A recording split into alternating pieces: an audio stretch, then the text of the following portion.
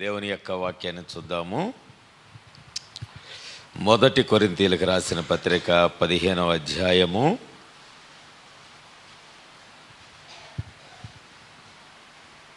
మన మధ్య సహోదరుడు చిన్నగారు ఉన్నారు, వాక్యం చదువుతాడు. 50వ వచనం నుంచి 54వ వచనం వరకు.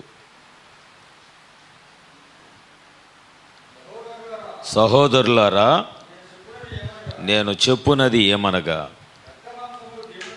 జాగ్రత్తగా విందామండి. రక్త మాంసములు దేవుని రాజ్యమును స్వతంత్రించుకొననేరవు. క్షయత అక్షయతను స్వతంత్రించుకొనదు. ఇదిగో మీకు ఒక మర్మము తెలుపుచున్నాను. మనందరము నిద్రించము అంటే చచ్చిపోము, కానీ నిమిషములో ఒక్క రెప్పపాటున కడబోర మ్రోగగానే మనమందరము మార్పు పొందుదుము. ఆమెన్. బోరం రోగును, అప్పుడు మృతులు అక్షయులుగా లేపబడుదురు, మనము మార్పు పొందుదుము. ఆమెన్. క్షయమైన ఈ శరీరము అక్షయతను ధరించుకొనవలసి ఉన్నది. మత్యమైన, తెలుగు నేర్చుకోవాలి మీరు. మత్యమైన ఈ శరీరము అమర్త్యతను ధరించుకొనవలసి ఉన్నది.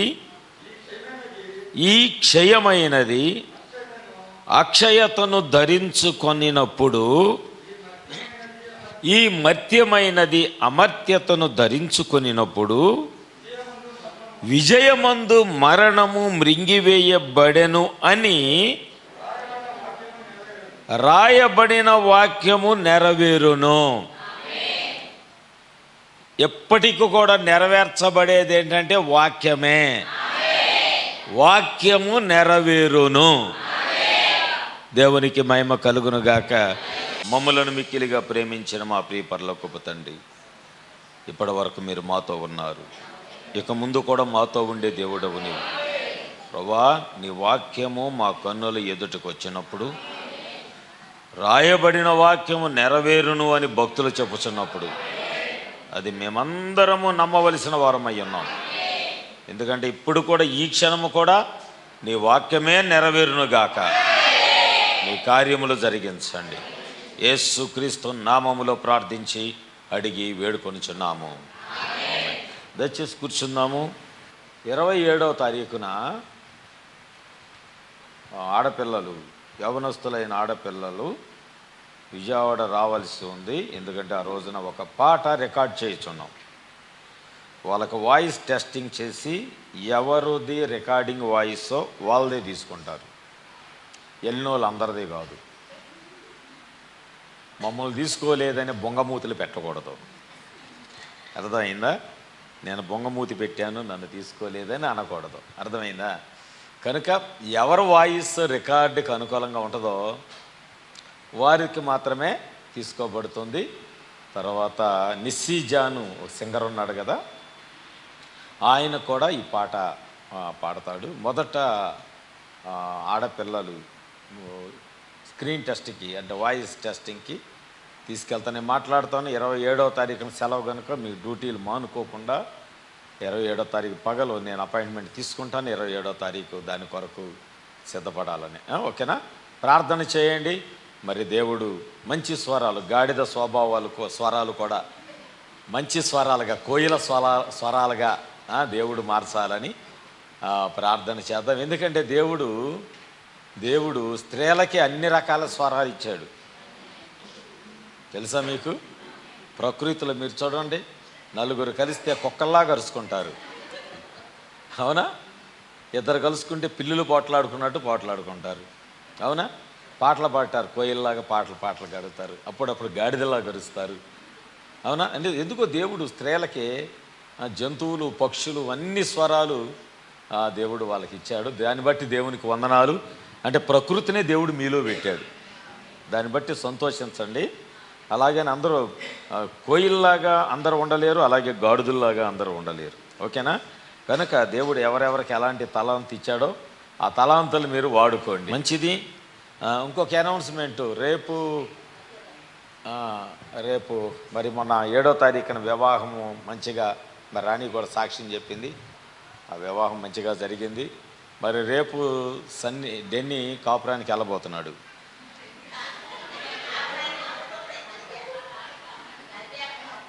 కాదు, ఈడు కూడా వెళ్ళిపోతున్నాడు. ఎక్కడికి వస్తే వస్తుందని చెప్పాలా, కాపురానికి వెళ్తున్నాడు. అర్థమైందా? అటు అమ్మాయి కాపురానికి వస్తుంది. రైట్, రెండూ నిజమే. ఓకే, మరి వాళ్ళిద్దరూ ఉంటున్నారు. మరి తోడుగా ఎవరైనా పెద్దవాళ్ళు ఉండాలి. దాని కొరకు నేను ప్రార్థన చేస్తున్నాను. మీరు కూడా ప్రార్థన చేయండి.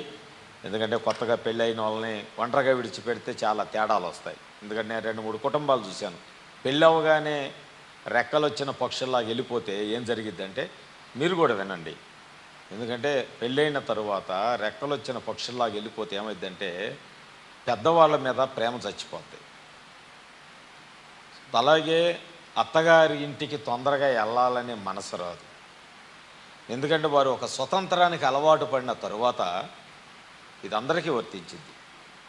అత్త చేతి కిందో, మామ చేతి కిందో, అత్తమామల చేతి కిందో, పెద్దవాళ్ళ చేతి కిందో కొద్ది కాలము కోడలు ఇంటిని అలవాటు చేసుకోవాలి.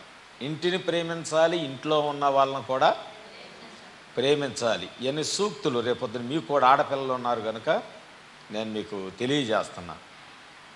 ఏమవుతుందంటే, లేకపోతే ఒకలాంటి స్వభావము ఆడపిల్లలకి ఎలాగంటే, ఎప్పుడైతే వేరే కాపురం పెడతారో, పెళ్ళవగానే వేరే కాపురం పెడతారో శోధనలు ప్రారంభమవుతాయి. దాన్ని ఏమంటారు, మాటల యుద్ధాలు స్టార్ట్ అవుతాయి. అందుకే మాటలు కూడా కొద్దిగా ఉండాలని బైబిల్ చెబుతుంది. విస్తారంగా ఫోన్లో మాట్లాడండి, తర్వాత పోట్లాట్లు వచ్చేస్తాయి. కొద్దిసేపు ఫస్ట్లో బాగానే ఉంటుంది, ప్రేమగానే మాట్లాడగా చేదైపోద్ది. అందుకనే కట్ చేయాలి. అర్థమైందా? విస్తారంగా ఫోన్ మాట్లాడటం వల్ల చితాకులు వస్తాయి. అర్థమవుతుందా? ఒక్కసారి ఫోన్ చేస్తే ఓకే, 2 సార్లు 3 సార్లు 4 సార్లు అంటే ఏంటి జిడ్డు అనిపిస్తుంది. అనిపిదా మీకు? నాకు అనిపిస్తుంది. ఎవరైనా ఒకసారి ఫోన్ చేస్తేనే తలకాయ నొప్పి, 2-3 సార్లు ఫోన్ చేస్తే ఏంటి జిడ్డు, తలకాయ నొప్పి. పనులు చేసుకునేవారు అది నాకు ఇష్టం ఉండదు. కనుక అంటే ఏమవుతుందంటే పదే చేయటం వల్ల ఏమవుతుందంటే ఒకలాంటి విరక్తి కలిగింది. అలాగే సొంతగా కాపురం పెట్టినప్పుడు, వేరుగా కాపురం పెట్టినప్పుడు పెళ్ళైన కొత్తలో అదే ఎక్కడుండి ఇంట్లో చేతిలో నలిగి ఏం చేస్తారు, కోడలకన్నీ నేర్పిస్తారు అత్తగారు. అమ్మ, మన ఇల్లు ఇది, మన పరిచర్య ఇది, మన విధానం ఇది, మన కుటుంబం ఇది, మనం ఎలా జీవిస్తాము, ఇక్కడ పద్ధతులను కొన్ని అలవాటు చేసుకోవాలి అని ఆ పిల్లకి నేర్పిస్తారు. సొంత ఇంట్లో ఉన్నట్లు అత్తింట్లో ఉండటానికి కుదరదు కదా. కుదిరిద్దా? కుదరదు. కనుక ఇక్కడ విధానాలు, భర్త ఇంట్లో ఉండేటటువంటి విధానాలు కొన్ని నేర్పించాలి. అవి నేర్పించకపోతే ఏమైందంటే వాళ్ళకి స్వతంత్రం వచ్చి వెళ్ళగానే వాళ్ళకు వచ్చే పోట్లాట్లు మామూలుగా ఉండవు. ఎప్పుడు శోధన, ఎవరికి చెప్పుకోలేరు వాళ్ళు. ఇటు తల్లిదండ్రులు చెప్పుకోలేరు, అటు అత్తమామలు చెప్పుకోలేరు. ఆ లోపలే యుద్ధాలు జరుగుతూ ఉంటాయి. ఎవరికి చెప్పుకోలేరు. వాళ్ళకి వాళ్ళే తీర్పులు తీర్చుకుంటారు, వాళ్ళకి వాళ్ళే మళ్ళీ సరైపోతూ ఉంటారు. కానీ అదేమైందంటే వాళ్ళ హృదయంలో మళ్ళీ పుండు గనక, కాకులు గనక, బైబిల్లో ఉంది కదా, ఒక జంతువుకు పుండిపడినప్పుడు కాకులు వచ్చి దాన్ని రేపుతూ ఉంటాయి, ఆ పుండు తగ్గదు. అలాగే సద్దు మణిగింది కదా తుఫాన్ అనుకుంటే ఆగదు, మళ్ళీ 2వ రోజో 3వ రోజో మరలా స్టార్ట్ అవుతుంది, ఆ పురుగు తెలుస్తూ ఉంటుంది. అదే పెద్దవాళ్ళ మధ్య ఉంటే అలాంటివి రావు. వెంటనే పెద్దవాళ్ళు దాన్ని గద్దించి ఫస్ట్లోనే కట్ చేస్తారు. అర్థమైందండి? కనుక కాపురము. రెండవది, విడిగా ఉండటం వల్ల ఏమైందంటే అత్తగారింటికి రాగానే కొంతసేపు ఉండగానే భర్తనంట వెళ్ళిపోదాం పదండి, మన ఇంటికి వెళ్ళిపోదాం పదండి. ఎందుకంటే అత్తమామల యొక్క రుచి ఇంకా తెలియదా. 1 సంవత్సరం 2 సంవత్సరాలు అయింది, అక్కడ అలవాటు అయిపోయింది. ఈ భర్త తీసుకొచ్చాడు అనుకోండి, ఏముంటుంది, వెళ్ళిపోదాం పదండి, ఇంకెందుకు ఇక్కడ వెళ్ళిపోదాం పదండి. ఇంట్లో వాళ్ళు అనుకుంటారు, ఏంటి ఇప్పుడే వచ్చారు, ఇప్పుడే వెళ్ళిపోతున్నారు అని అనుకుంటారు. అంటే ఏం జరుగుతుంది అక్కడ? ప్రేమ లేదు, ఇంటి మీద ప్రేమ లేదు, ఇంట్లో పెద్దవాళ్ళ మీద ప్రేమ లేదు. ఇంకా అందుకనే తర్వాత ఎప్పుడన్నా రండి అంటే ఇంకా ఏమంటది, వద్దులేండి ఇప్పుడు వద్దులేండి, ఇల్లు అక్కడికి వెళ్ళి చేసేది ఏముంది, ఎక్కడే ఉన్నాం అనగానే అబ్బాయి ఫోన్ చేస్తే, అమ్మ ఇప్పుడు రావట్లేదులే మేమంటారు. మేము ఇప్పుడు అంటే ఏమైంది, కీ అక్కడ తిప్పిందనమాట. అది అట్లా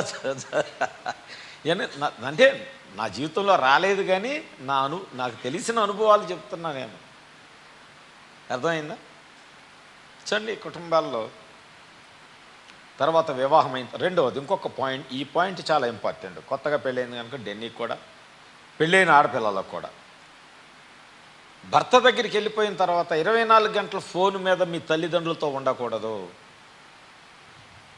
ఇది బాగా గుర్తుపెట్టుకోండి. వంట చేస్తా, ఉల్లిపాయలు వేసాను, ఇప్పుడే కరివేపాకు వేసాను, ఇప్పుడే తాలింపు వేసాను, మీ ఆయన ఏం చేస్తున్నాడు, మన అన్ని పనులు నువ్వే చేస్తుంటే అక్కడి నుంచి షెంటింగ్లు స్టార్ట్ అవుతాయి.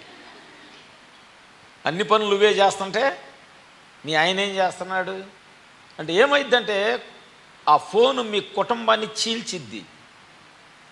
అఖిలు విన్నావా, కొత్తగా పెళ్ళయింది కాబట్టి చెబుతున్నా, సంవత్సరం అయింది కాబట్టి వినాలి, నేర్చుకోవాలి. లేకపోతే రేపొద్దున మీ అనుభవాలు మీకు వస్తాయి, అప్పుడు మీరు ఏడుస్తారు. మీ పిల్లలకి పెళ్ళి వాళ్ళు దూరం అయిపోయి మీ మాట వినకపోతే అప్పుడు గుర్తొస్తుంది, నేను చేసింది కూడా ఇదేగా, అత్తలకు గుర్తొస్తుంది. అప్పుడు కోడలు రివర్స్ అయితే అత్తలకు అప్పుడు గుర్తొస్తుంది, ఓ నేనేసిన విత్తనమే.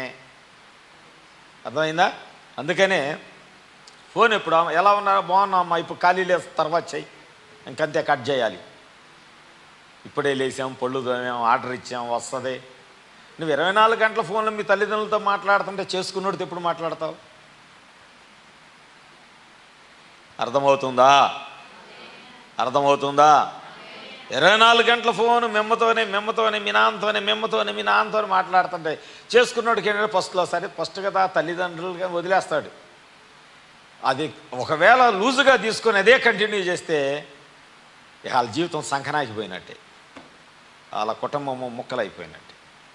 అందుకనే మీకు ఏదైతే మిమ్మల్ని సహవాసం నుంచి, ప్రేమ నుంచి, ఐక్యత నుంచి, భర్తాప్యాయత నుంచి దూరం చేస్తుందో మొదట దాన్ని మీరే కట్ చేసుకోండి. ఆమేన్, హల్లెలూయా. నీ భర్త ఆప్యాయత నుంచి ఏదైతే నిన్ను దూరం చేస్తుందో మొదట దాన్ని కట్ చేయండి. అప్పుడు మీరు హ్యాపీగా ఉంటారు, కుటుంబం కట్టుకున్న వాళ్ళు హ్యాపీగా ఉంటారు, తల్లిదండ్రులను ప్రేమిస్తారు, అత్తమామలను ప్రేమిస్తారు, సొంత ఇంట్లో ఉండాలనే ఆశ కలుగుతూ ఉంటుంది. Praise the lord. కనుక ఇవన్నీ మనం నేర్చుకోవలసినవి. ఏదో పెళ్ళైపోయింది, సంబంధం కుదిరింది, వెళ్ళిపోయాం కాదు. అసలు జీవితం స్టార్ట్ అయ్యేదే ఎక్కడి నుంచి. ఆమేన్. అర్థమవుతుందండి?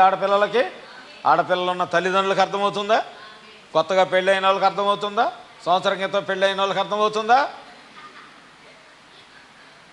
నేను చెప్పేది కరెక్టా కదా? ఆమేన్. రైట్, మంచిది. చెప్పబడిన విషయాలన్నిటి గురించి ఎంతమంది ప్రార్థన చేస్తారు? మీరు ప్రార్థన చేస్తున్నారు కాబట్టి సంఘములో దేవుడు ఘనమైన కార్యాలు చేస్తున్నాడు. ఆమేన్. ప్రతి వారి ప్రార్థన ఆలకించే దేవుడు ఆయన. ఆమేన్. నా ప్రార్థన వినడేమో, నా ప్రార్థన నెరవేరదేమో అలా అనొద్దు. ఎందుకంటే ఆయన చెవిటివాడు కాదు, అవునా? ఆయన మాట్లాడకుండా ఉండటానికి మోగవాడు కాదు. ఆయన సజీవుడైన దేవుడు. ఆయనకి ప్రతి వారి ప్రార్థన, అంతరంగములో చేసిన ప్రార్థన కూడా వినే దేవుడు ఆయన. ఆమె ఒకవేళ నువ్వు పైకి చేయలేకపోవచ్చు, పైకి వినబడకపోవచ్చు నీ ప్రార్థన, కానీ అంతరంగంలో నువ్వు చేస్తున్నావు చూసావా? కొంతమంది సిగ్గు అనిపిస్తుంది. ఏమని? నేను ప్రార్థన చేస్తే అందరు నవ్వుతారేమో, జగతాలు చేస్తారేమో అలాగనిపిస్తుంది. కానీ నీ అంతరంగంలో నువ్వు చేస్తున్నావు చూడు, నీ అంతరంగంలో ఆ ప్రార్థన దేవుడు విని నీకు జవాబిస్తాడు. ఈరోజు అంతేకాదు, మరి ఇక్కడ కృపాగుడారములో ప్రకటించబడుచున్నటువంటి ఈ వాక్యాలని, ఈ వర్తమానాలని చాలామంది వింటున్నారు. ఇక్కడ వినేది 80 మంది లేకపోతే 100 మంది ఏమో, కానీ బయట ఇంకా ఎక్కువగా కొన్ని వందల మంది మరి అమ్మ తరపు మరి నా అక్కలవుతారు. మా అక్కలందరూ, అలాగే అన్నయ్యలు ఉన్నారు, అన్నయ్యలు, మరి ఇంకా అమ్మకు తెలిసిన వాళ్ళు టీచర్స్, అమ్మతో జాబ్ చేసిన రిటైర్డ్ అయిన టీచర్స్, అలాగే దూర బంధువులు అందరూ కూడా ఈ వాక్యాన్ని వింటున్నారు. ఎందుకొరకు అంటే వారికి ఏదో ఒక రుచి దొరుకుతుంది. ఈ వాక్యంలో ఒక రుచి, వారి సంఘాల్లో దొరకని ఒక ఆత్మీయత ఇక్కడ దొరుకుతుంది వాళ్ళకి. అందుకని వాళ్ళు ఏం చేస్తున్నారంటే వాక్యమిని మనందరి కొరకు ప్రార్థన చేస్తున్నారు. మరి వాళ్ళందరి కొరకు మనం ప్రార్థన చేద్దామా? దేవుడు వాళ్ళ కుటుంబాలను కూడా దేవుడు నిశ్చయముగా దీవించునుగాక. Praise the lord. మంచిది. ఈరోజు నా అంశము mystery of the transformation of the bride. వధువు యొక్క రూపాంతరమును గూర్చిన మర్మం. Who is the bride? ఎవరు వధువు? ఇది ఒక మిస్టరీ, ఇది ఒక మర్మము. ఎందుకంటే ఇక్కడ మనం చదువుకున్న లేఖనములో చెప్పబడిన మాట ఏంటంటే మనము మార్పు చెందుతాం. ఎలాగా? కను రెప్పపాటులో. ఎలాగా? మీరు ఏదన్నా ఒక సిమ్ తీసుకోవటానికి వెళ్ళండి. సిమ్ తీసుకోవడానికి వెళితే ఒక ఫోటో తీసుకుంటారు, లేకపోతే మీరు ఒక లోన్కి అప్లై చేయండి, వాళ్ళ ఫోన్లో ఫోటో తీసుకుంటారు, మరలా ఇంకొక ఫోటో తీసుకుంటా మీ కనురెప్ప ఆడియండి అంటారు. మీరు ఒకసారి బ్లింక్ ఇవ్వండి అంటారు. చూడండి, వాక్యం నెరవేర్పులోకి వచ్చేసింది ఆల్రెడీ. అది మీకు తెలియట్లా. అంటే ఎప్పుడైతే మీ కనురెప్పాలు ఆడిస్తావో అది నీవేననే సాఫ్ట్వేర్ రుజువు చేస్తుంది. ఆమేన్. నువ్వు బ్రతికే ఉన్నావని ఒక రుజువు ఆ కనురెప్పపాటు. మీరు కొత్తగా లోన్కి ఏదైనా అప్లై చేయండి, కొత్త సిమ్ కార్డు తీసుకోండి, నువ్వు వెళ్ళగానే అదే చేస్తారు. ఒక ఫోటోతో అవ్వదు, మళ్ళా బ్లింక్ ఇవ్వమంటారు. ఒకసారి మీ కనురెప్ప ఎలా కొట్టండి అని. ఏమిటి ఆ కనురెప్ప? ఏదో ఉంది. That is the mystery. అది ఒక మర్మం. ఏమిటా మర్మం? ఇప్పుడు చచ్చిపోయిన వాళ్ళ ఫోటోలు కూడా కళ్ళు తెరిచే ఉంటాయి, అవునా? ఇప్పుడు బతుకున్న వాళ్ళు కంపెనీ వాడికి ఏం తెలుసు? ఏమో చచ్చిపోయిన ఫోటోనేమో. నువ్వు సజీవమై ఉన్నావని ఒక వీడియో, ఆ కనురెప్పపాటు. అర్థమైందండి?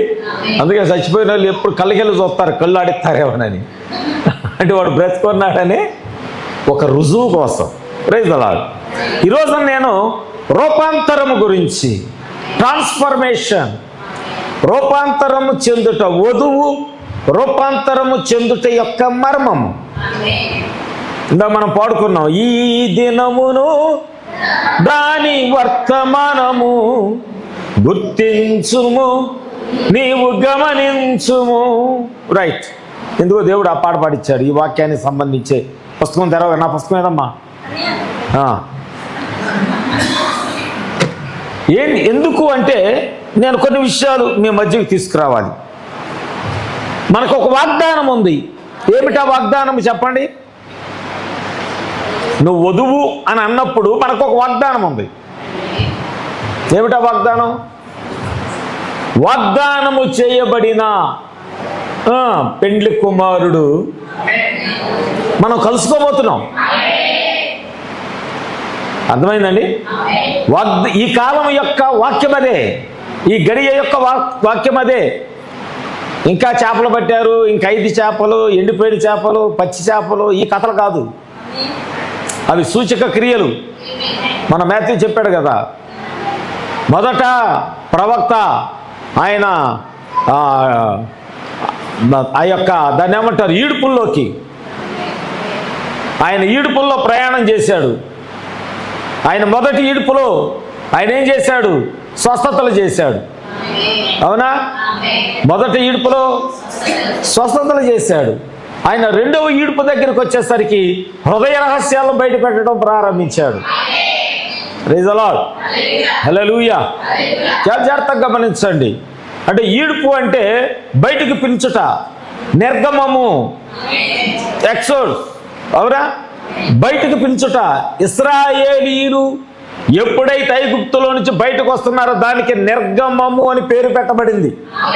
నిర్గమ కారణం ఏంటంటే బయటకు పిలుచుట. ఎవరిని? సంఘాన్ని. సంఘము బయటకు వస్తేనే వాగ్దానాన్ని కలుసుకోగలదు.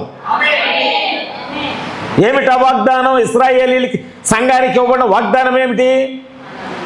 కనాను. అమ్మా వింటున్నారా? పిల్లల తల్లులు వినాలి. పిల్లల తల్లులకి వెనకాల పెట్టేసాం మిమ్మల్ని. మీరు ఎక్కడికొచ్చి వాక్యం వినరు, పిల్లలకి వెళ్ళి చూసుకోవడం సరిపోతుంది. మీరు ఆ కార్యక్రమాలను అక్కడ చేసుకోవాలి మీరు.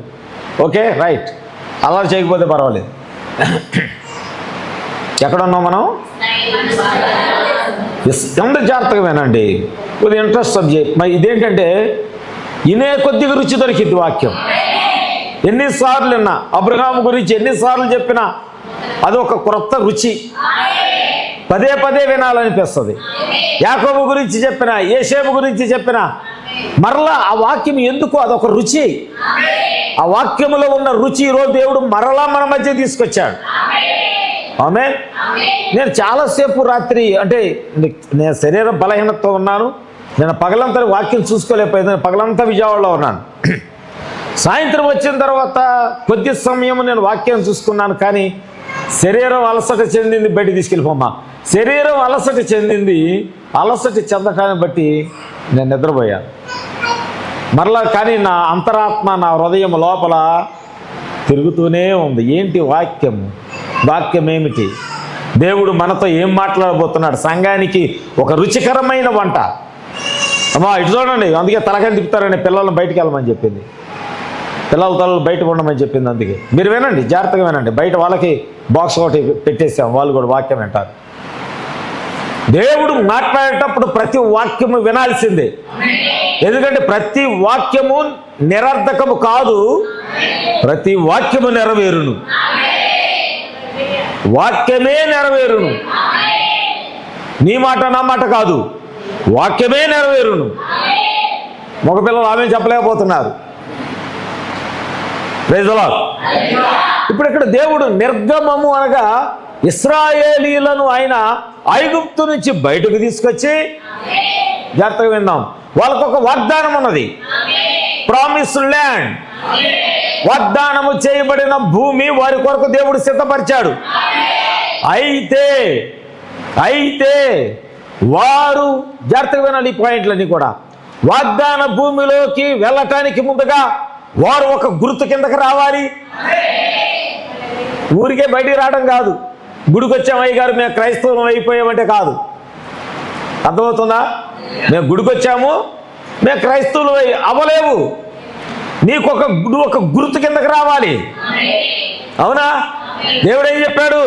ప్రతి ఇంటి గుమ్మము మీద, అడ్డ కమ్మెల మీద ఏం రాయాలి? ఆ గొర్రె పిల్ల యొక్క ప్రవక్త అన్నాడు, అది సిలువక సాదృశ్యం. నిలువు కమ్మెలు, అడ్డ కమ్మెలు, అది సిలువక సాదృశ్యం. ఇశ్రాయేలు సంఘము యొక్క ప్రతి కుటుంబానికి గుర్తుగా సిలువ, రక్తముతో కూడిన సిలువ గుర్తు ఇవ్వబడింది. అది ఒక మర్మం. ఆమేన్. రెండవదిగా ఐగుప్తు అంతా చీకటితో నింపబడింది. ఆ గుర్తు కింద ఉన్న సంగమానికి మాత్రమే వెలుగు నింపబడింది. ఆమేన్ చెప్తారా? ఇప్పుడు నువ్వు ఉన్నావా గుర్తు కింద? ఈ గడియ యొక్క గుర్తు కింద నువ్వు ఉన్నావా? ఈ గడియ, ఈ దినము, దిస్ డే, ఈ దినము యొక్క గుర్తు కింద నీవు ఉన్నావా? జాగ్రత్త వినాలి. ఎందుకంటే అది ఒక క్రమం. ధర్మశాస్త్రము ఒక క్రమం. నేను మీకు ఒక లేఖనం చూపిస్తాను ఇక్కడ. అమ్మ 15వ అధ్యాయంలో, రోమీలకు రాసిన పత్రిక 4వ అధ్యాయంలో నేను మీకు ఒక లేఖనం చూపిస్తాను. రోమీలకు రాసిన పత్రిక 4వ అధ్యాయంలో అనుకుంటా. అక్కడ ఏముందంటే 15వ వచనము 14 నుంచి మైకి తీసుకొని చదవండి గట్టిగా. ధర్మశాస్త్ర సంబంధులు వారసులైన ఎడల విశ్వాసము వ్యర్థమగును, వాగ్దానమును నిరర్ధకమగును. ఎలా అనగా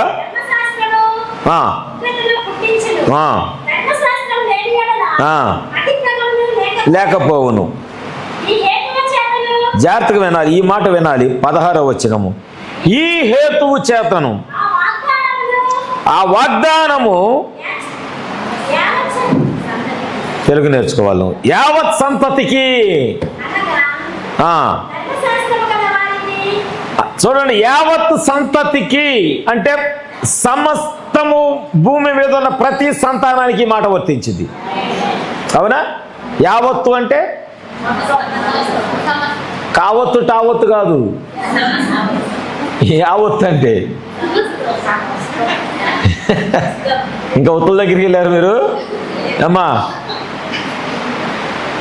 యావత్తు అంటే జగత్తుకి యావత్తు, సర్వము. ఓకే, ధర్మశాస్త్రము గలవారికి మాత్రమే కాక, ఈ మాట వినాలి, అబ్రహామునకున్నట్టి విశ్వాసము గలవారికి కూడా దృఢము కావాలనని కృప అనుసరించినదై ఉండునట్లు అది విశ్వాసమూలమైనదాయను. ధర్మశాస్త్రము, జాగ్రత్తగా వినాలి, ధర్మశాస్త్రము తీసివేయటానికి రాలేదు దేవుడు. ఇశ్రాయేలీల కొరకు ఇవ్వబడినది ధర్మశాస్త్రం. అమ్మా వినాలి, మీ తల్ల పైకి లేపాలి. ధర్మశాస్త్రము ఇశ్రాయేలీలకు ఇవ్వబడింది, అంత మాత్రమే చేత అది మనకు చెందినదని కాదు. ఎందుకు ధర్మశాస్త్రం ఇవ్వబడిందంటే అబ్రహాము యొక్క విశ్వాసము ధర్మశాస్త్రములోనే నెరవేర్చబడింది. ఆమేన్. నేను మళ్ళీ వచ్చేసాను, నేను ఇక్కడ వాగ్దానంలోకి వచ్చేసాను. ఏమిటా వాగ్దానము? అబ్రహాముకి శారాకి ఒక వాగ్దానం చేయబడింది. ఏమని? మీకొక పుత్రుడు, వాగ్దాన పుత్రుడు. ఇశ్రాయేలు సంఘానికి వాగ్దాన దేశము, అది ఆ గడియకు వాళ్ళకి ఇవ్వబడిన వాక్యము. ఆమేన్. అబ్రహాముకి ఇవ్వబడిన వాగ్దానం ఏమిటంటే నువ్వు ఒక కుమారుని కలిగి ఉంటావు. జాగ్రత్తగా వినాలి, మనం ఇప్పుడు మళ్ళా ట్రాన్స్ఫర్మేషన్లోకి రాబోతున్నాం. మార్పు రూపాంతరము చెందుటలోకి మనము ఇప్పుడు రాబోతున్నాం. కనుక వాక్యాన్ని చాలా పట్టుకుంటే గనక ఈ గడియలో నువ్వు ఎలా ఉండాలో నీకు తెలుస్తుంది. అర్థమవుతుందండి? మగపిల్లలకు అర్థమవుతుందా? ఈ గడియలో వాక్యాన్ని నువ్వు ఎలా పట్టుకోవాలో నీకు అర్థమవుతుంది. మన ఈ మధ్య మేము ముకుందాపురం వెళ్ళాము వాక్యాన్ని చెప్పడానికి. అక్కడికి వెళ్ళినప్పుడు సంఘశాఖలో చాలామంది వచ్చారు, డెనామినేషన్ వాళ్ళు. బోయిస్ గారు 2 ప్రసంగాలు చేశారు, నేను ఒక ప్రసంగం చేశాను. రాత్రిపూట నాకు ఇచ్చారు అవకాశము, ఎందుకంటే వెళ్ళగానే బోయిస్ గారు ప్రసంగం చేయలే. ఆ రాత్రి నాకు ఇచ్చారు. ఆ రాత్రి సేవకులు చాలామంది వచ్చారు. వచ్చిన తర్వాత ఆ రాత్రి నేను పట్టబడిన దేవుని మందస్సం గురించి నేను మాట్లాడాను. పట్టబడిన దేవుని మందస్సము, పెట్టబడిన దేవుని మందస్సము. ఈ మందసాల గురించి మాట్లాడినప్పుడు అక్కడున్న సంఘ శాఖల్లో నుంచి వచ్చినటువంటి సేవకులకు ఆ వాక్యం ఆకర్షించింది. వారు ఇప్పుడు కూడా కబురు చేస్తున్నారు, సుందర్ కుమార్ గారిని ఒకసారి మా దగ్గరికి రమ్మని చెప్పండి. ఆ వాక్యము వాళ్ళు పట్టుకున్నది. ఆమేన్. ఈరోజు కూడా దేవుడు, ఎందుకంటే నెరవేర్చబడేది వాక్యం అని చెప్పడానికి చెప్తున్నాను. నీ మాట నా మాట తప్పిపోవచ్చు, కానీ మనం పాట పాడుకున్నాము, ఆకాశ భూమి గతించిన నీవేమా దేవుడవు. ఆకాశము భూమి గతించిపోయినా ఆయనే మన దేవుడు. ఎందుకంటే ఆ వాక్యం ఒకటే నెరవేర్చబడింది. నువ్వు ధైర్యంగా చెప్పాలండి. నేను నా చెప్పిన మాట, తరతరాల నుంచి నువ్వు మాకు దేవుడు ప్రభువా. ఆ మాట మీ హృదయంలో పెట్టుకొని ఎంత ధైర్యం వస్తుందంటే, ఆకాశం భూమి గతించిన నీవే నా దేవుడవు ప్రభువా, అది మీ గుండెల్లో పెట్టుకోండి. ఎంత ధైర్యం వస్తుందంటే అబ్రహాముకు వచ్చినంత ధైర్యం. ఏమిటా ధైర్యం?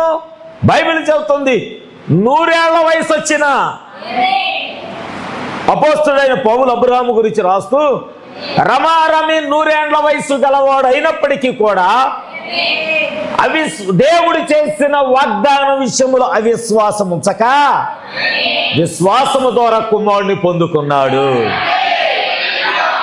ఆమేన్, ఆమేన్, ఆమేన్. అయితే ఇప్పుడు వాగ్దాన పుత్రుడిని పొందుకోవటానికి ముందుగా వారు ఏమవ్వాలి? రూపాంతరం చెందాలి. ఆమేన్. ఇప్పుడు ఈ దేహాలతో ప్రభు రాగానే నువ్వు పట్టుచీర కట్టుకున్నా ఎక్కలేవు పైకి, నేను షూట్ వేసుకున్నా వెళ్ళలేని పైకి. రక్త మాంసములు పరలోక రాజ్యములోకి ప్రవేశించవు. మరి ఎలాగ మనం రూపాంతరం చెందుతాం? హౌ? ఎలాగ రూపాంతరం చెందుతాం? Praise the lord. నేనే చెప్పా, మీరు అనుకున్నది నెరవేరదు, వాక్యమే నెరవేరుద్ది. ఎట్లా వెళ్తామేమో, అట్లా వెళ్తామేమో, ఇలా జరిగిద్దేమో, బాగా పాటలు పాడితే వెళ్తామేమో, బాగా వాక్యం చదివితే వెళ్తామేమో, కంటిన్యూగా చర్చికి వస్తే కాదు కాదు కాదు కాదు.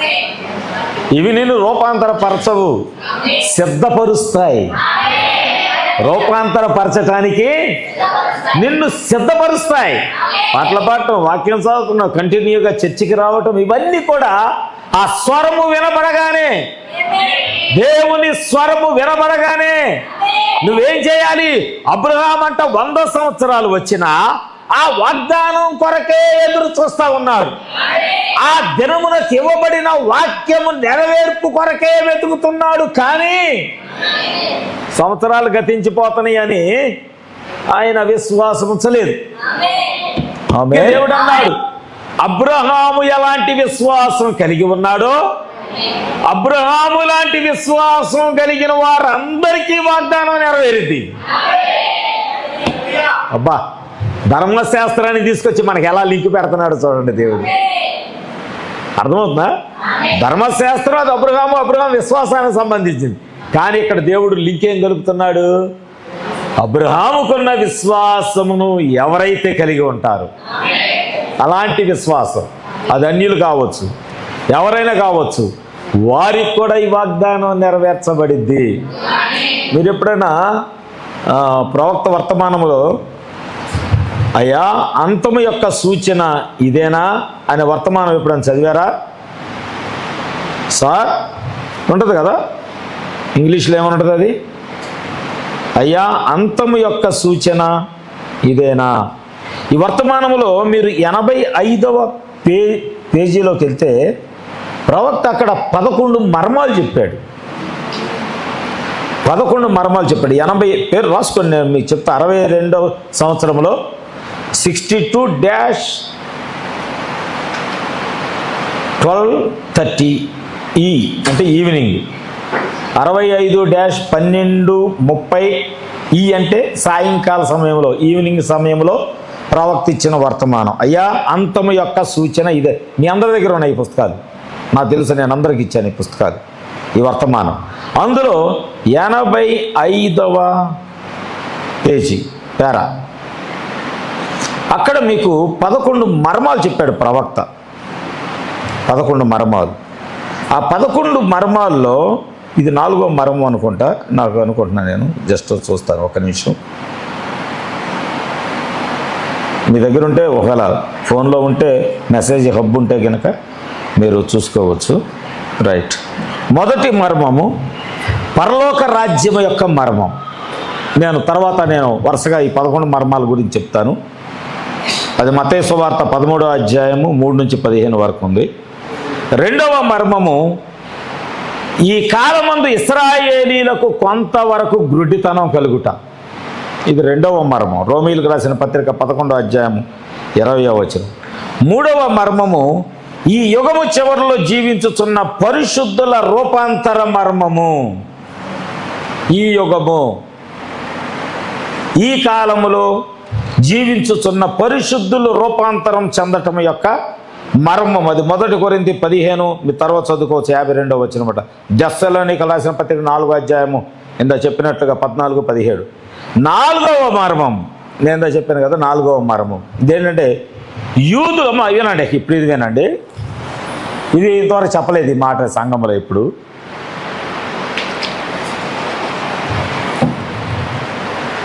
మనమేమనుకుంటున్నాము, ఇంతవరకు తెలిసిన వాక్యం ఏంటంటే మనం ఆయన శరీరంలో ఒక భాగమై ఉన్నాం.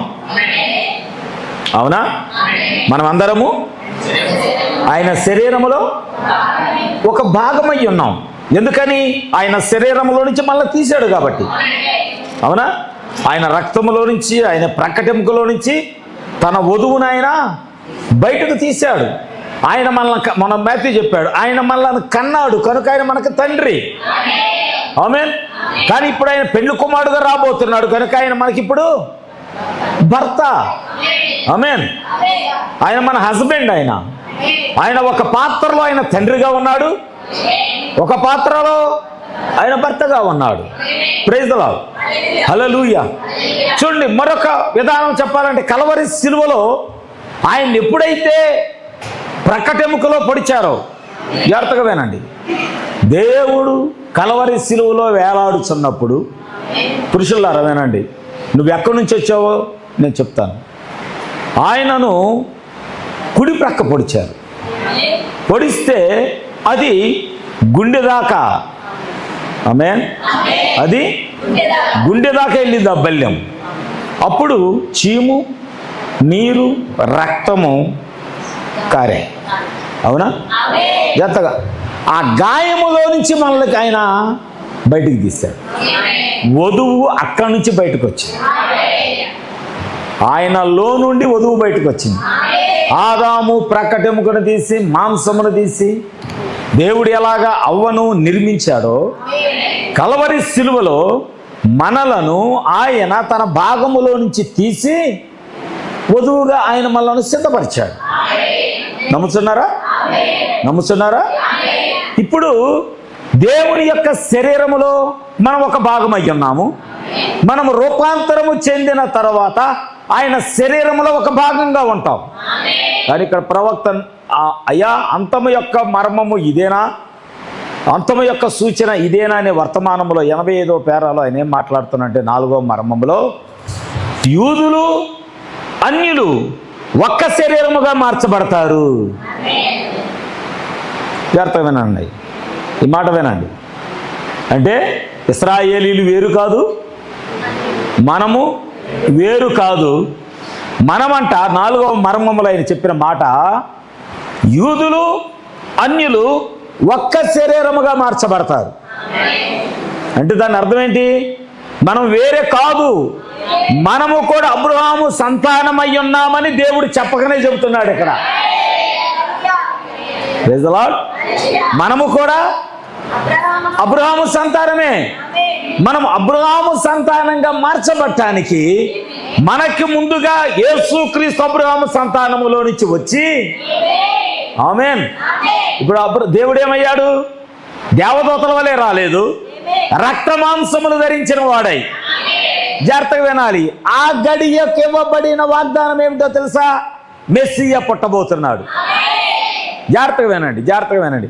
మెస్సియా పుట్టబోతున్నాడు. ఎక్కడ? అందరు వాగ్దాన పుత్రుడు కొరకే ఎదురు చూస్తున్నారు. అవునా? క్రిస్మస్లు అయ్యా కదా, జనవరిలో అయ్యా కదా, జనవరి 1 క్రిస్మస్లు. అవునా? యేసు ప్రభు పుట్టినరోజు, లోకానికి రక్షకుడు వచ్చాడని ప్రపంచమంతా జరిపేది దాని గురించే కదా. అయితే ఆ కాలంలో, యూదుల కాలంలో, మరియా యేసేపు జీవించుతున్న కాలంలో, ఆమేన్, ఆ గడియకి ఇవ్వబడిన వాక్యము నెరవేర్పు దగ్గరకు వచ్చింది. అంటే వాళ్ళకి ఆ సూచనలు తెలుస్తున్నాయి. ఇప్పుడు మనకి ఎలాగా సూచనలు తెలుస్తున్నాయి? అక్కడక్కడ భూకంపాలు, చెప్పండి, వరదలు, యుద్ధాలు, ప్రేమ లేకపోవటం, కుటుంబాల్లో ప్రేమ చల్లారిపోవటం, ఒకరికొకరు శత్రువులు అవ్వటం, కుటుంబంలోనే ఒకరికొకరు భేదాలు ఉండటం, కుటుంబాలు ముక్కలు అవ్వటం. అవునా? నిజంగా ఎలాంటి పరిస్థితి? ప్రేమలన్నీ చల్లబడిపోయే కాలంలో మనం జీవిస్తున్నాం. ఆమేన్. ఇప్పుడు మెస్సియా కాలంలో కూడా ఏయో సూచనలు వాళ్ళకు కనబడుతున్నాయి. అందరూ ఎదురు చూస్తున్నారు, వాగ్దాన పుత్రుడు వస్తాడు, వాగ్దాన పుత్రుడు వస్తాడు, వాగ్దాన పుత్రుడు వస్తాడు. ఆయన ఎలా వస్తాడో తెలియదు. ఆమేన్. కానీ వాళ్ళందరికీ తెలుసు ఆయన కన్య మరియ గర్భములోకి రాబోతున్నాడు. కన్యకలు ఎవరు వివాహాలు చేసుకోలేదు, అందరూ ఎదురు చూస్తున్నారు. ఆ వాగ్దాన పుత్రుడు నా గర్భములో నుంచే రావాలి, నా గర్భములో నుంచే రావాలి. మీరు ఇక్కడ గమనించారా?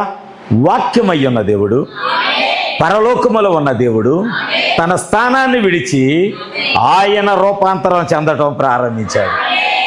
దేవునికి స్తోత్రం. ఎలాగా? రక్త మాంసములు గలవాడై మరియ గర్భములోకి వాక్యము రూపాంతరము చెంది శరీరాన్ని ధరించింది. దాని యోహాను వాక్యములో రాయలేదా? వాక్యము దేవుడై ఉండెను, ఆది యందు వాక్యం ఉండెను. త్వరగా వాక్యము దేవుడై ఉండెను, ఆది యందు మైకి తీసుకోమ్మా, మైకిని ఇచ్చారుగా మీకు, ఇటు వచ్చేసినాయా? ఆది యందు వాక్యం ఉండెను, వాక్యము దేవుని యొద్ద ఉండెను, వాక్యము దేవుడై ఉండెను. ఆయన ఆది యందు దేవుని యొద్ద ఉండి 14వ వచనం. ఆ వాక్యమే శరీరధారి అయి కృపా సత్య సంపూర్ణుడుగా. ఏం జరిగింది అక్కడ? ట్రాన్స్ఫర్మేషన్. దేవుడు వాక్యమై ఉన్న దేవుడు రూపాంతరము చెంది శరీరాన్ని ధరించాడు. ఇది గొప్ప విషయం కదా? Praise the Lord. ఆయన ఏం చేశాడు? శరీరాన్ని ధరించాడు. ఆయన దేవుడు మొదట రూపాంతరం అంటే ఏంటో చూపిస్తున్నాడు ఆయన. అవునా? అబ్రహాము 100 సంవత్సరాలు వచ్చినా అవిశ్వాసము చూపక వాగ్దాన పుత్రుడు కొరకు ఎదురు చూచి విశ్వాసము చేత వాగ్దాన పుత్రుడిని పొందుకున్నట్లుగా. ఆమేన్. దానికి ముందేమైంది? గెరారులోకి వెళ్ళారు. వినాలి. గెరారులోకి వెళ్ళారు. అసలు యాక్చువల్గా దేవుడు అన్నాడు, జాగ్రత్తగానండి ఈ మాట, కొద్దిగా మాట చెప్పాలి. ఇశ్రాయేలీయులు కానీ, యూదుడు కానీ, హెబ్రీయుడు కానీ వాక్యము నుంచి దూరం అయిపోతే వారంట ధర్మశాస్త్రము నుంచి, దేవుడి నుంచి దూరమైనట్లేనంట. వాక్యము నుండి వారు వెనకకు పడిపోయినట్లే లెక్కంట. దేవుడు అన్నాడు, అబ్రహామా నువ్వు ఎక్కడి నుంచి కదలొద్దు, కరువు వచ్చినా, ఖడ్గం వచ్చినా, శ్రమ వచ్చినా నువ్వు ఉన్న స్థలములో నుంచి కదలొద్దు. కరువు వచ్చింది, కానీ అబ్రహాం ఏం చేశాడో తెలుసా?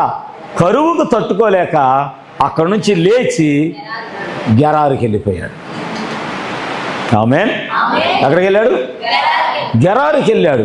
అయితే దేవుడు ఏం చేస్తున్నాడు? ఇక్కడ ప్రవక్త ఏమని చెప్తున్నాడు అంటే, మీరు తర్వాత నిర్ధారించబడిన వాక్యము యొక్క నిరూపణ సంథింగ్ ఏదో వర్తమానం ఉంది, దాంట్లో ప్రవక్త మాట్లాడుతున్నాడు. దేవుడంట గెరారులోకి వెళ్ళిన తర్వాత 100 సంవత్సరాలు దగ్గర పడుచుండగా దేవుడు ఏం చేస్తున్నాడు? అబ్రహాము యొక్క శరీరాన్ని రూపాంతరం చెందుతున్నాడు. శారా యొక్క శరీరము కూడా వాళ్ళు ఎలాగ మారుతున్నారు? ప్రవక్త ఏమన్నాడు తెలుసా? వారు యవ్వనస్తులు అవ్వటానికి దేవుడు మార్చట్లా, వాగ్దాన పుత్రుడిని పొందుకోవడానికి దేవుడు వారిని యవనస్తులుగా మారుస్తున్నాడు. ఆమేన్, ఆమేన్, ఆమేన్. వారు యవనస్తులైతే ఎవరికి లాభం? వాళ్ళు యవనస్తులు అవగానే ఒకడు కన్నుబడింది శారా మీద. అవునా? అంతే కదండి. వాళ్ళు యవనస్తులు అవగానే ఒక రాజు, అబీమెలెకు అనే ఒక రాజు కన్నుబడింది. అరే ఇదేదో బాగుంది, ఈ పిల్ల బాగుంది. వెంటనే సైనికుడు కబురు చేశాడు, తీసుకొచ్చి ఇంట్లో పెట్టుకున్నాడు. కానీ దేవుడు ఒక ఉద్దేశం కొరకు వారిని రూపాంతరపరుస్తున్నాడు. అవునా? ఒక ఉద్దేశం కొరకు. రేపొద్దున మనము కూడా ఎత్తబడాలంటే, మన శరీరాలు మార్పు చెందాలంటే ఈ రోగాన్ని, బలహీనతలు విడిచిపెడతానికి మార్పు చేయట్లా.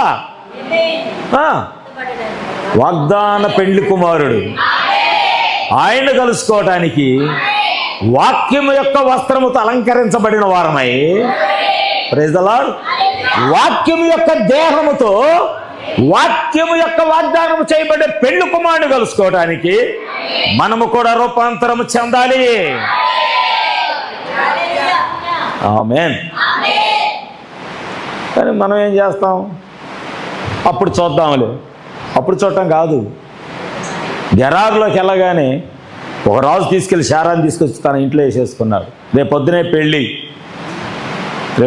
పెళ్ళి. ఇప్పుడు మృతతుల్యమైన గర్భసంచిని ఆల్రెడీ దేవుడు బాగు చేశాడు. అవునా? మృతతుల్యమైన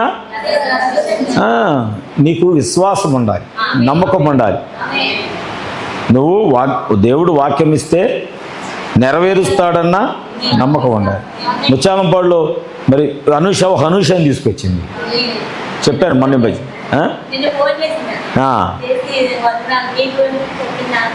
దేవుని స్తోత్రం. దేవుడు ఆమెను దీవించను కాక. మగపిల్లవాడు పుట్టాడు, 5 సంవత్సరాలుగా పిల్లలు లేదు. నా దగ్గరికి వచ్చింది, అయ్యా నాకు గర్భఫలం కావాలి. ఆ రోజు మన ఏడుకొండలో ఇంట్లో ప్రార్థన జరిగిన రోజున మంచి అడవుల్లో ఉన్నారు. సరే నేను లోపలికి భోంచేయడానికి వెళ్తున్నాను, అమ్మ లోపలికి రా అన్నాను. లోపలికి వచ్చిన తర్వాత నేను ఒకటే చెప్పా, నీ కుడి చెయ్యి ఇక్కడ పెట్టుకొని, యేసయ్యా నువ్వు నాకు గర్భం ఇచ్చినందుకు నీ స్తోత్రాలు. ఆమె గర్భఫలము ఎలాగంటే వచ్చినప్పుడు నీ చెయ్యి పెట్టుకొని ఎలా తడుముకుంటావో నీ పొట్టని, అలాగ ప్రతిరోజు నువ్వు ఏం ప్రార్థన చేయొద్దు. అన్నీ రాదు, ఆమె ప్రార్థనకి రాదు, కానీ వాక్యం నెరవేరిద్దిగా. వాక్యం నెరవేరిద్దా నెరవేరదా? విశ్వాసమే కదా వాక్యము. వాక్యం మీద నువ్వు విశ్వాసం ఉంచితే అది ఎలాంటి పరిస్థితులైనా దేవుడు మార్చగలడు. ఆ రోజు మరి చేయి పెట్టుకొని ప్రార్థన చేసుకుందేమో నాకు తెలియదు. 3వ నెలలోనే వార్త వచ్చింది, యువర్ కన్సీవ్ అన్నాడు డాక్టర్, నువ్వు గర్భం ధరించావన్నాడు. ప్రైజలాడ్. ప్రతిరోజు నేను చెప్పాను, అమ్మా నువ్వు ఇలాగే ఎంతకంటే ఏమి చేయొద్దు, నీ ప్రార్థన రాదు, ఏం చేయాలో తెలియదు, కానీ నీ చెయ్యిని గర్భఫలం మీద పెట్టుకో, ప్రార్థన చేయి. నేను రాత్రి 1:15కి లేచాను.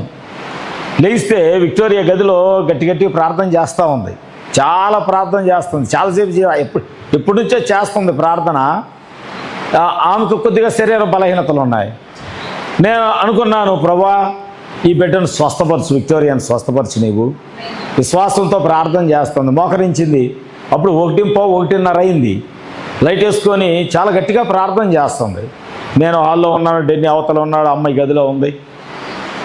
ప్రార్థన చేస్తుంటే నాకు అనిపించింది, నిజముగా ప్రతి విశ్వాసి దేవుని వాక్యం ఎడల విశ్వాసం ఉంచి మనకి బలహీనతలు వచ్చినప్పుడు, నేను ఈరోజు స్నానం చేస్తా, రాత్రి ఆమె ప్రార్థన చేస్తుంటే నాకు ఎలాంటి విశ్వాసం పెరిగిందంటే, ఈరోజు ప్రార్థన బయలుదేరేటప్పుడు బాత్రూంలోకి వెళ్ళినప్పుడు నేను అనుకున్నా, ప్రభా 12 సంవత్సరాల వ్యాధి కలిగిన స్త్రీ చాలా హాస్పిటల్ తిరిగి వచ్చింది. చివరికి అన్ని చోట్లకి వెళ్ళి డబ్బులు పోగొట్టుకుంది, కానీ రోగము తగ్గలేదు. కానీ ఆయన మీద, వాక్యమై ఉన్న యేసు మీద విశ్వాసం ఉంచింది.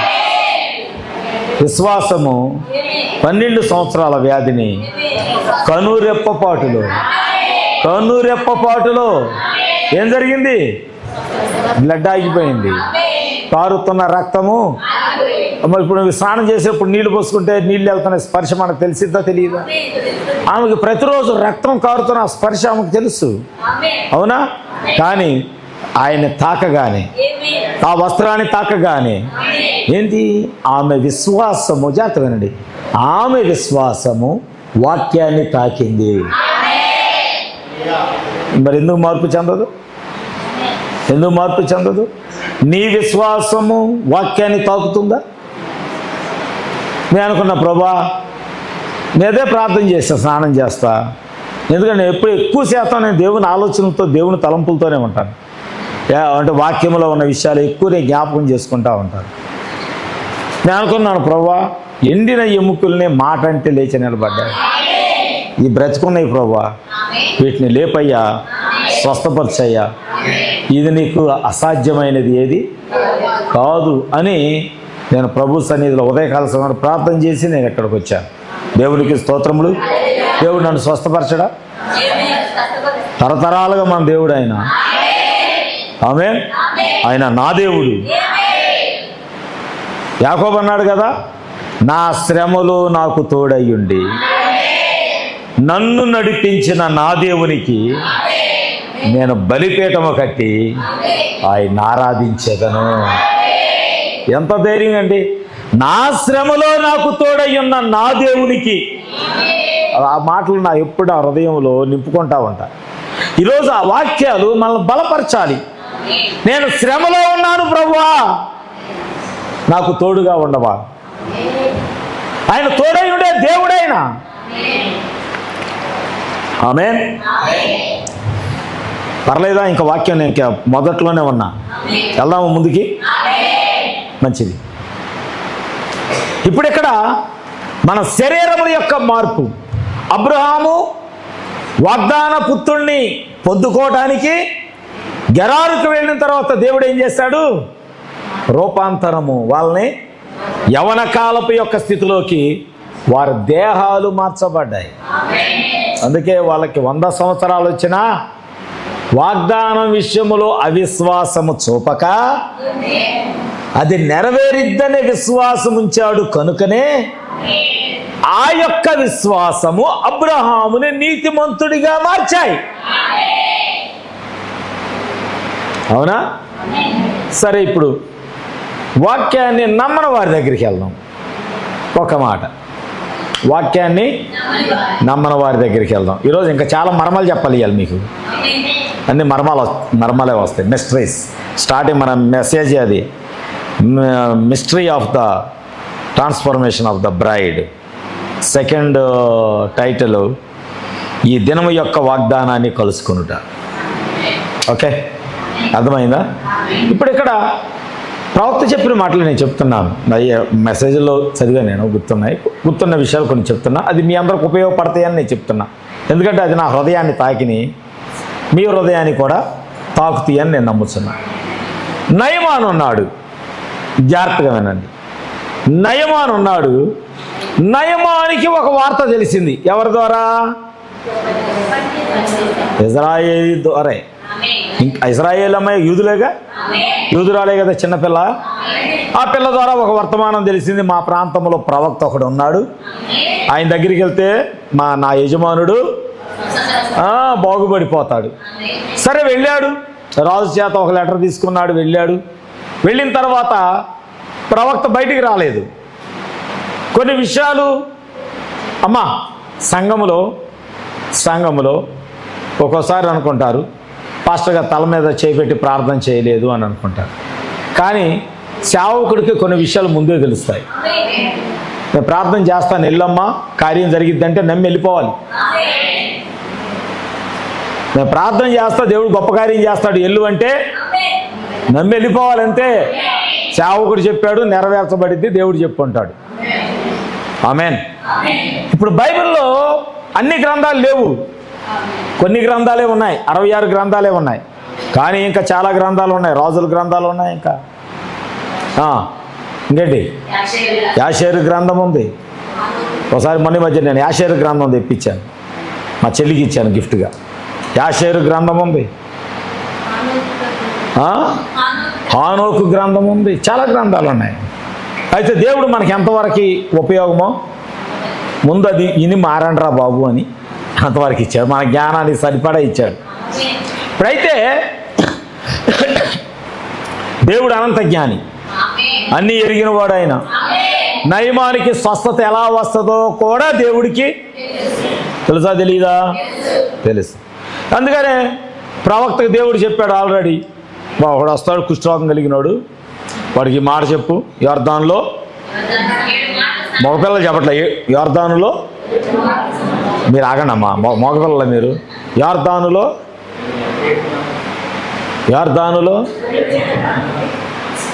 వినబడతలేదు. ఎన్నిసార్లు మునగమన్నాడు ప్రవక్త? మరి గట్టిగా చెప్పండి. ఇక బెగ తీసుకొని కూర్చోవద్దు. ఇట్లా మన వాక్యముతో ఉన్నాం. ఆమేన్. మనము దేవునితో ఉన్నాం. మనం కదలాలి. ఆమేన్. మనం ఆయన స్తుతించేటప్పుడు మన చేతులు, మన పాదాలు, మన కాళ్ళు, మన కళ్ళు, మన నోరు, మన హృదయం గొంతులేయాలి. చూసే వాళ్ళకంట అది ఒక వెర్రితనంగా ఉంటుందంట. అయ్యి ఇక్కడ కొంతమంది నయమాలు లాంటి వెర్రోళ్ళు ఉన్నారు, నేను వాళ్ళకు కూడా చెప్పాలనుకుంటున్నాను. అది మగపిల్లలు ఎక్కువ ఉన్నట్లు నాకు అనిపిస్తుంది, ఆడవాళ్ళలో తక్కువ మంది ఉన్నారు. ఏమిటా వెర్రితనము అని అంటే, వినండి. ఇక్కడ నయమాలు కొంతమంది ఉన్నారు, వాళ్ళ గురించి నేను చెప్తాను. మీరేమనుకోవద్దు, మీకు కుష్ఠరోగం లేదు, కానీ అలాంటి బుద్ధులు ఉన్నాయి. కుష్ఠ బుద్ధి ఉంది. కుష్ఠరోగం లేదు కానీ అలాంటి నేను నయమాన్లాగా ఉంటా అనేవాళ్ళు ఎంతమంది ఇక్కడ? చెయ్యెత్తితే ఓ తప్పు, చెయ్యి ఎత్తకపోతే ఒక తప్పు. సరే అమ్మా, వాక్యం ఎవరైతే వింటున్నారో మీరు కూడా పరిశీలన చేసుకోండి. అందరికీ ఏమిటి అంటే, ప్రవక్త ఒక మాట చెప్పాడు, నువ్వు వెళ్ళి యొర్దానులో 7 మార్లు స్నానం చేయి. అదంట అతనికి రోత పుట్టించిందంట. అవి మురికిగా ఉన్నాయి కదా, ఆ మురికి నీళ్ళలో నేను 7 సార్లు మునగడం ఏంటి? వాక్యమును తృణీకరించి తిరిగి వెళ్ళిపోతున్నాడు. నువ్వు మందిరానికి వచ్చి, వినండి ఇక్కడ పురుషులు తలకాయలు ఇడి తెప్పండి. నువ్వు మందిరానికి వచ్చి దేవుడు ఈ గడియ యొక్క వాక్యమును ఇలా నెరవేర్చమని చెప్పినప్పుడు, ఒకవేళ అది నీకు అలాగే ఎగుటు కలిగిస్తే, రోత కలిగిస్తే, లేకపోతే అది నీకు ఒక వింతైన కార్యముగా ఉంటే, ప్రవక్త ఏం పోల్చాడో తెలుసా? సంఘములో చప్పట్లు కొట్టుట, సంఘములో కేకలు వేయుట, సంఘములో ఆమెను చెప్పుట, సంఘములో ఉత్తేజముగా గంతులేయుట, ప్రైజ్ ద లార్డ్ అని గట్టిగా అరువుట. ఆమేన్. ఇవంట నయమాను మార్పు చెందని నయమాను లాంటి వాళ్ళకంట ఇది ఒక వెర్రితనంగా కనబడిద్దంట. కానీ ప్రవక్త ఏమన్నాడో తెలుసా? ఒక్కసారి నువ్వు ఆ యొర్దానులో మునిగితే ఈ వెర్రితనము నీకు అద్భుతంగా కనబడిద్ది. ఆమేన్, ఆమేన్, ఆమేన్, ఆమేన్. హల్లెలూయా. నువ్వు ఒక్కసారి యొర్దానులో మునిగి చూడు. నీ దేహము మార్పు చెందితే, నీ శరీరం మార్పు చెందితే, నీవు తిరిగి జన్మిస్తే, అప్పుడు ఈ కేకలు, ఈ అరుపులు, ఆమేన్, ప్రైజ్ ద లార్డ్. ఓ వాక్యము నీ హృదయాన్ని తాకగానే ఇక్కడ ఎవరితో సంబంధం అక్కర్లేదు. నువ్వు చేయలేపి దేవా నీకు స్తోత్రమని గట్టిగా కేక వేసి చెప్పొచ్చు ఇక్కడ. ఎందుకంటే నువ్వు మార్పు చెందావు, నువ్వు మార్పు చెందావు, నువ్వు రూపాంతరం చెందావు, వాక్యం యొక్క స్థానంలోకి వెళ్ళిపోయావు నువ్వు. Praise the Lord. వాక్యం యొక్క ఇప్పుడు ఈరోజు ఎవరు చెప్తారు? నయమాన్ లాగా నేను వాక్యాన్ని తృణీకరించి నేను నయమాన్ బ్యాచ్ అనేవాళ్ళు ఎవరంటే చేతులేస్తాను. ఎవరు లేరా? ఎందుకంటే నువ్వు వాక్యమును తృణీకరిస్తే నువ్వు ఏ స్థితిలో వచ్చావో ఆ స్థితిలోనే వెళ్ళిపోతావు.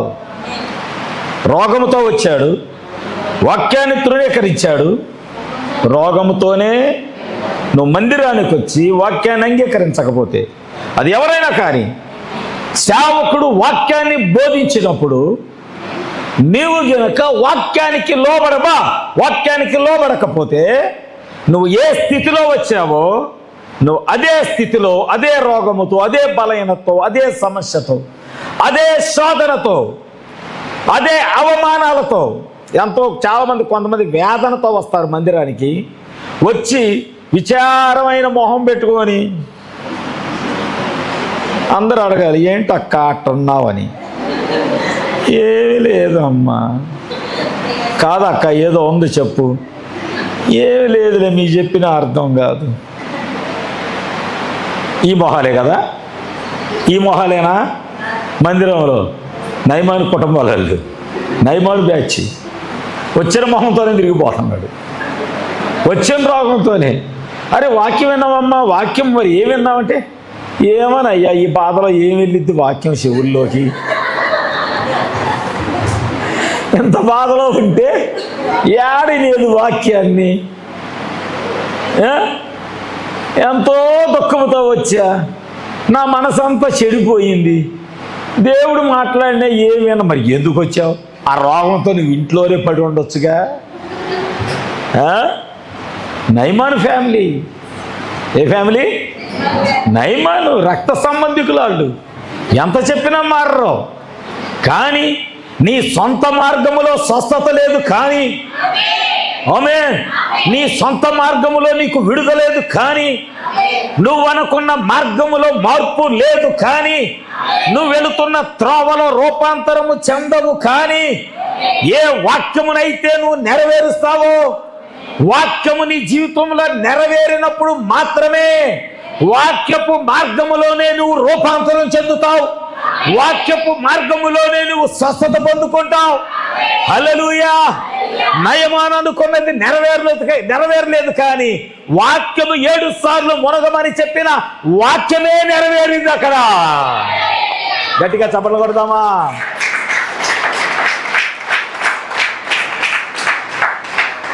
ఏ స్థితిలో నేనుండినా ఆ స్థితిలో నీతో గడపాలని, ఏ స్థితిలో నేనుండినా ఆ స్థితిలో నీతో గడపాలని, నాకెవరు ఆమేన్ నీకన్నా నాకెవరు ఉన్నారని, నీ సాక్షిగా నేను బ్రతకాలని. ఆమేన్ నీ సాక్షిగా నేను బ్రతకాలని. యేసు రాజా నీ మహిమ నాలో ఉండని, యేసు రాజా నీ కొరకు నన్నే బ్రతకని, నీకన్నా నాకెవరు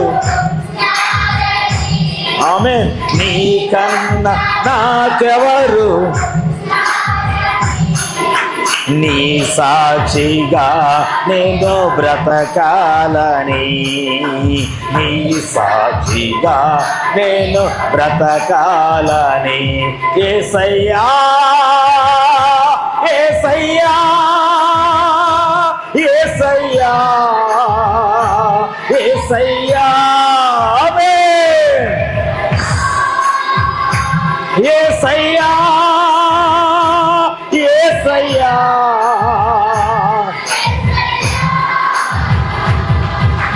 నీకన్నా నాకెవరు ఉన్నారని, నీకన్నా నాకెవరు, నీ సాక్షిగా నేను ఆమేన్ నీ సాక్షిగా నేను యేసు రాజా నీ మహిమ నాలో ఉండని, యేసు రాజా నీ కొరకు నన్నే బ్రతకని.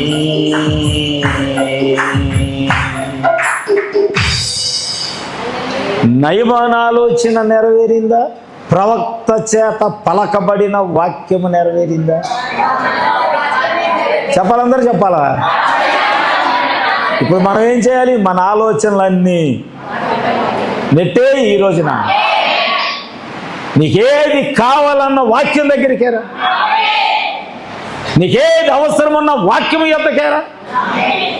ఆమేన్. మనం రూపాంతరం వాగ్దాన పుత్రుడిని పొందుకోవటానికి ముందుగా మనం రూపాంతరం చెందాలి. ఆ గడియ యొక్క వాక్యానికి అబ్రహాము లోబడ్డాడా? లోబడ్డాడా? ఆ గడియ యొక్క వర్తమానానికి నోవహు లోబడ్డాడా? ఆ గడియ యొక్క వాక్యానికి ఇశ్రాయేలీయులు లోబడ్డారా?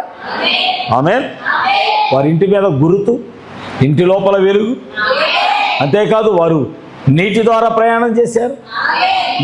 ఇంకా ఎవరైనా ఈ గడియ అపోస్తలుల బోధలు తండ్రి కుమార పరిశుద్ధాత్మ కాదు, కానీ మనందరికీ తెలిసిన వాక్యము ప్రభు అయిన యేసుక్రీస్తు నామములో బాప్తిసము పొందండి.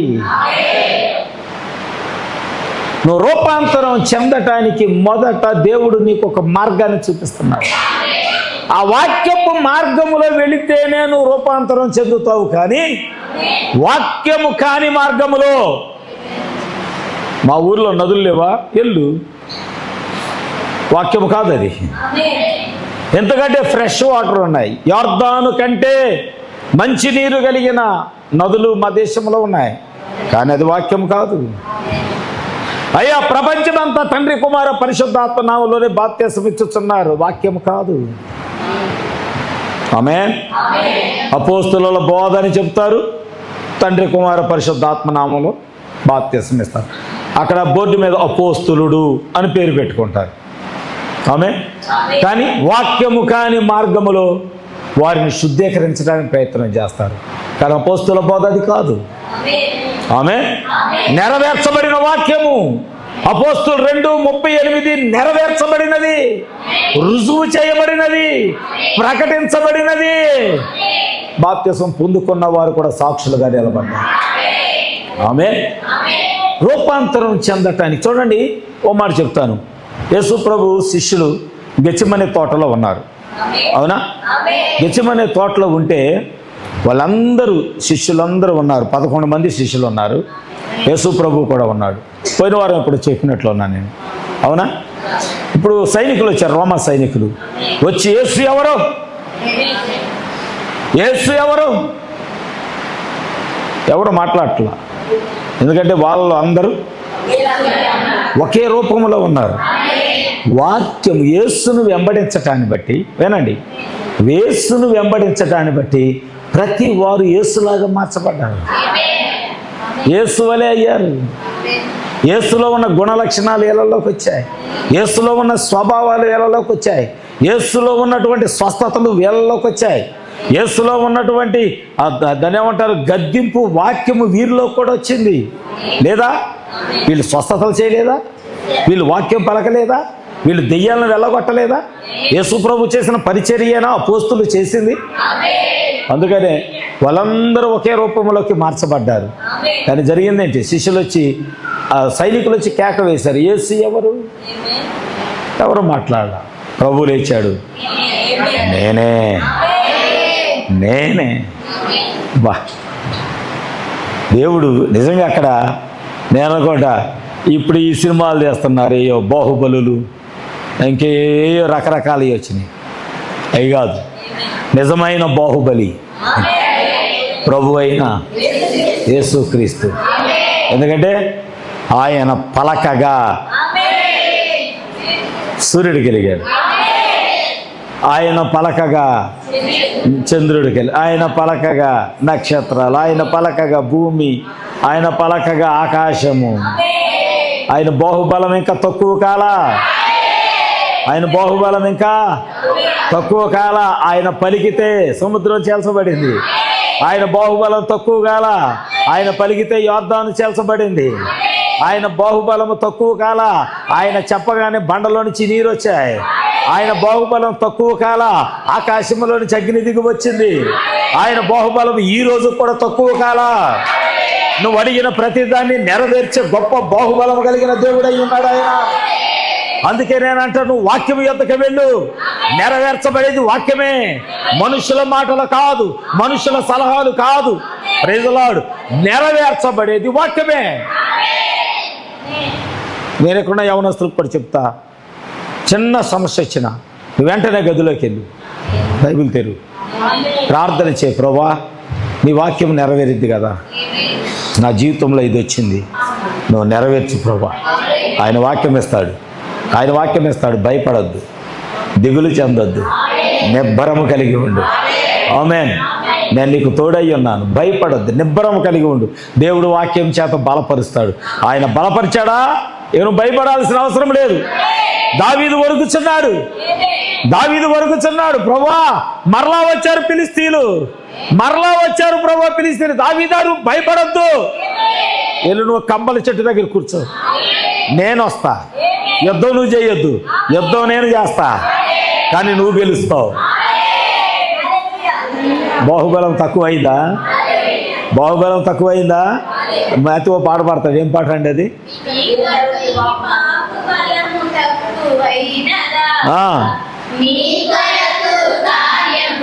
చేయలేనిదా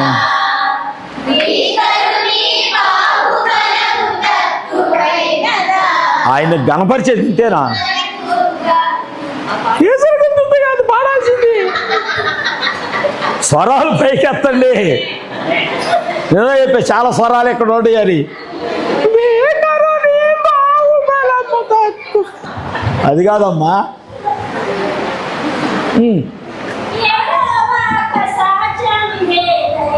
ఎవరు నువ్వా? ఆయనే కదా యెహోవాకు సాధ్యం ఏదైనా ఉన్నదా, సహాయపడు తండ్రి ఆయనే కదా. భీకరుని బాహుబలం తక్కువైనదా, నీ కొరకు కార్యములను చేయలేనిదా. భీకరుని బాహుబలం తక్కువైనదా, నీ కొరకు కార్యములను చేయలేనిదా. సహనము విడువక కనిపెట్టుకుని మేలు జరగదా సదా, యెహోవాకు సాధ్యం.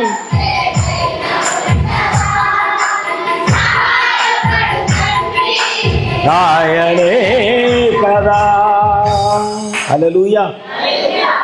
వాక్యము వినండి, వాక్యము నయమానుని ఎలా రూపాంతరపరిచింది చెప్పండి. పసిపిల్లవాని. ఎవరు చేశారు అది?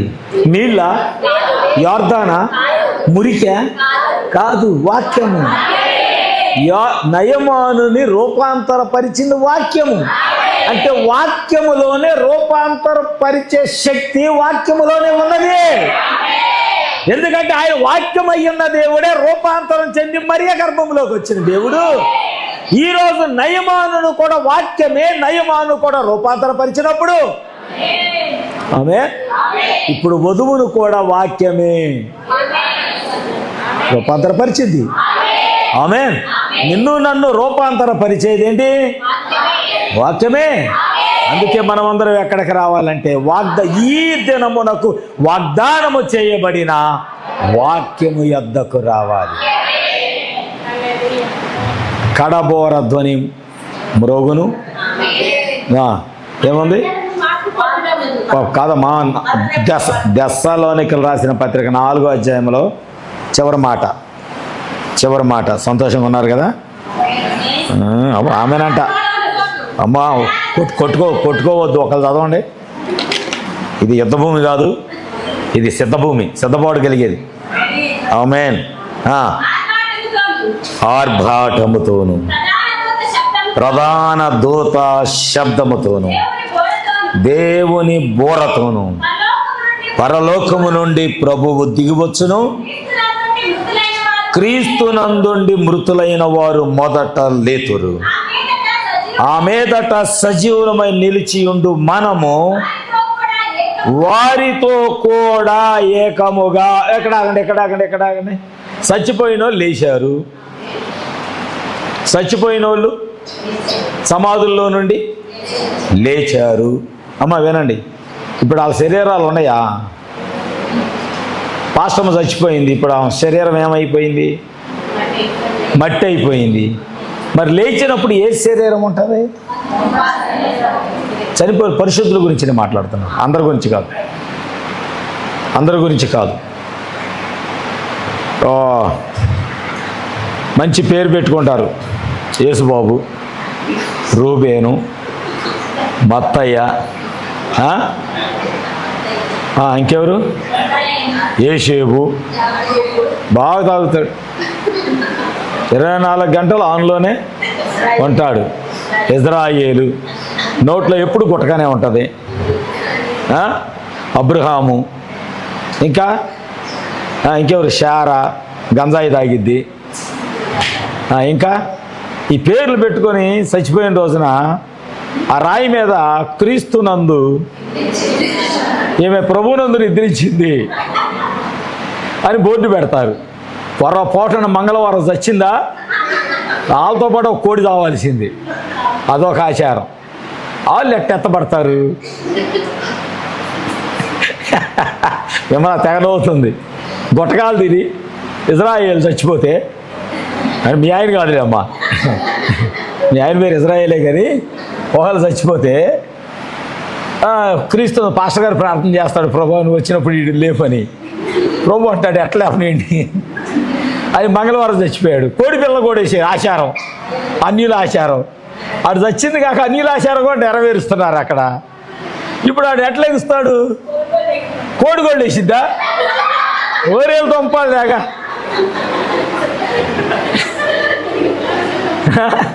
ఏ సురేష్ కోడిగోళ్ళు వేసిద్దా? ఎక్కడున్నాం మనం? ఈ గడియ యొక్క వాక్యాన్ని మీరు చూస్తే సరే రైట్, పరిశుద్ధులు మహిమ శరీరంతో లేపబడుతున్నారు. వాళ్ళు ఇంకెళ్ళలా అమ్మా, ఫస్ట్ వాళ్ళు కలుసుకోవాలా. జీవించుచున్న సజీవులమయ్యున్న మనము కూడా కనురెప్ప పాటులో ఆ బోరధ్వని శబ్దము వినగానే, ఆమేన్, ఆ బోరధ్వని శబ్దము వినగానే ఈ శరీరాలతో మన ప్రభువును కలుసుకోలేము. చనిపోయిన వారు ఏ దేహాలైతే కలిగి ఎత్తబడుతూ ఉన్నారో ప్రవక్త చెబుతున్నాడు, జాగ్రత్త విన్నాం ఇక్కడ. మనము కూడా మార్పు చెందగానే మన పితరులను చూడగలుగుతాం, మన తండ్రిని చూడగలుగుతాం. అదుగో మా నాన్న, అదుగో నా భార్య, అదుగో నా కుమారుడు, అదుగో నా కుమార్తె. ఇంకా ప్రభువును కలుసుకోవాల దారిలో,